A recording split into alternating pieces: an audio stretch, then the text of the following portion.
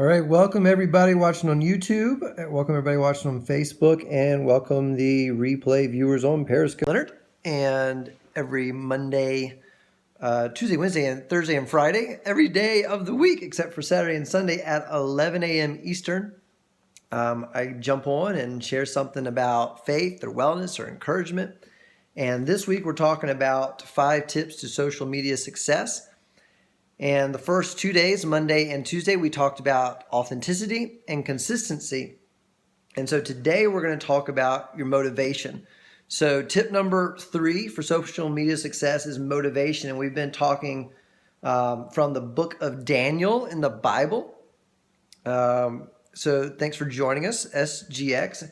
And before I jump in, I do want to thank some people. If some people give some love, I'd like to give some love back. So thank you to Yinling, Sink Tosin, Rachel Brewer, good friend, Veronica Lopez, Samantha Ulrich, and First Gen Farms for giving hearts yesterday. I really appreciate it. So anyway, let's jump in. So the first day, Monday, we said you've got to be authentic. The second day, we said you've got to be consistent. People got to be able to depend on you. And then today, what we're going to talk about is motivation. What's your motivation? Now we're really talking specifically about social media.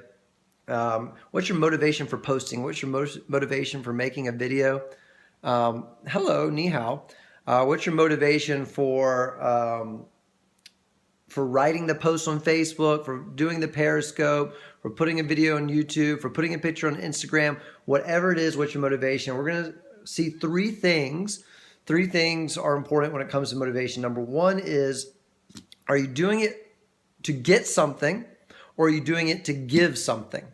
So here's a quick story, not necessarily about a specific person, but I think we all know people who got big servant hearts. Okay.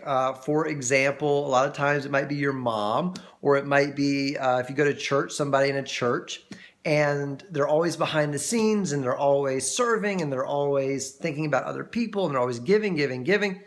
But sometimes some of those people get upset when they don't when they don't give, when they don't get back, when they don't get thanked or recognized or something like that, right? And when you have a motivation, when you're kind of driven by this desire to get affirmed, to get affirmation, then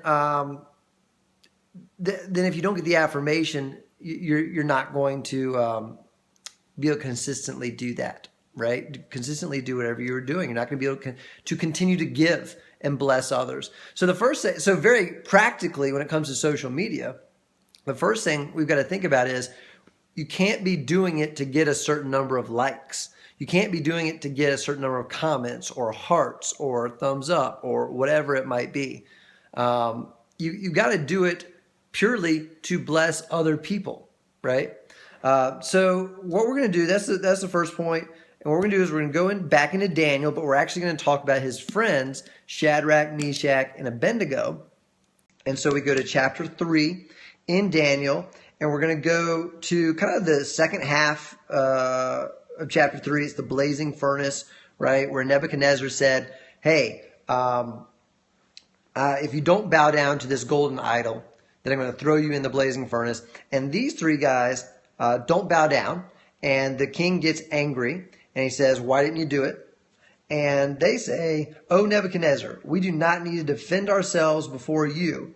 If we are thrown into the blazing furnace, the God whom we serve is able to save us. He will rescue us from your power. But even if he doesn't, we want to make it clear to you that we will never serve your gods or worship the gold statue you have set up. That is about the only thing they say. I think that is the only thing they say in the whole chapter. But at the end of the chapter, they get promoted. At the end of the chapter, and you can read through the chapter, they don't get burned in the furnace, right? And there's an angel that goes in there with them and protects them. That is the only thing they say, though. Okay? So the first thing is they were living their life for someone else. They were living their life for God. Okay? And so this goes back to the social media thing. And they weren't expecting anything in return, because what does it say there at the end of what I read? Even if he doesn't, even if God does not save us, we want to make it clear, we're never going to serve your God or worship the gold statue you set up. They were all in. Their motivation was not to get, they weren't serving God in order to get a blessing back. They were serving him because they knew he was God and because they loved him. That's what you can read in the text. So back to social media, how does that relate? I already said it, right? The first point is you've got to post or whatever you do to bless other people. And even if your video, your Periscope video we're making right now, even if your post on Facebook, your YouTube video, your Instagram post, whatever it is, Hi My Healthy Life, even if it just blesses, thank you for the hearts, even if it just blesses one person and you get one like and you get one comment that says, this really blessed me today, that's what you got to be doing it for. That's what will keep you going. If you say, if I don't get 20 likes or 100 hearts or whatever it is, then I guess it wasn't worth it. Then you're not going to keep going. That's the same thing they said. They said, we're doing this for God. And even if he doesn't save us, we're all in. We're all about him. It's all for him. Second point is you don't have to say a lot to have a huge impact. Okay? And how does this relate to motivation?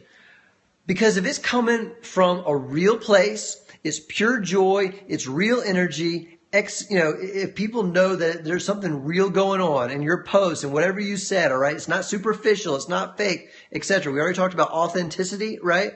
Then you're going to have an impact. And that's the same thing with these guys. Once again, go to the book of Daniel in the Bible, chapter 3. I haven't counted the number of words, but there's only 3 verses where these guys who essentially ended up changing a nation, and Nebuchadnezzar said, their God is the real God. Anybody who says he's not, you're going to get thrown in the fire, and I'm going to promote these guys. They didn't say much. They didn't have to say much. They just took a stand from their beliefs, right? If you will, from your motivation is real, and you will put out there whatever you post, okay, and you don't need to write a lot or say a lot, okay? You just need a little bit.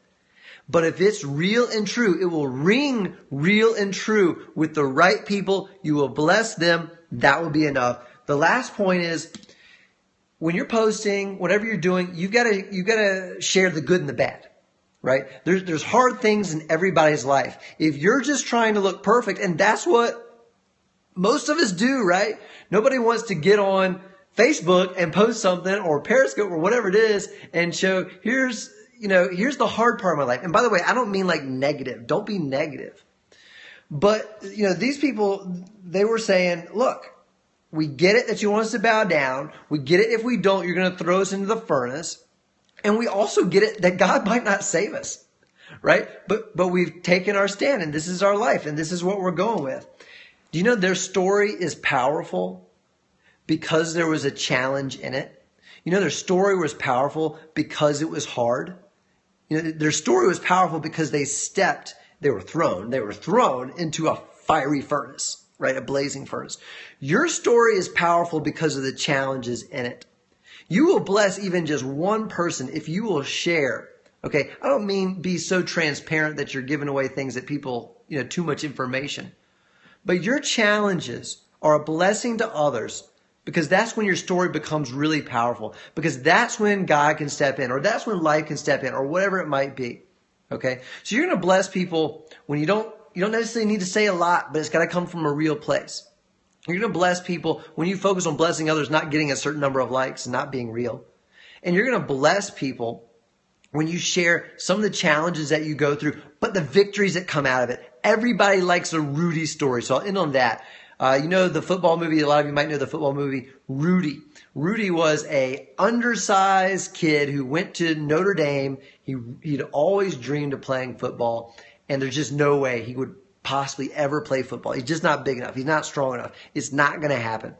At the end of the movie, he gets into a game. He had walked on all this stuff. Everybody cheers. Everybody's crying. It's amazing. It's emotional. It's emotional because of the challenges, right? And that's what we see here in Daniel with Shadrach, Meshach, Abednego. That's what you can do with your post. What's your motivation? It should be to bless others.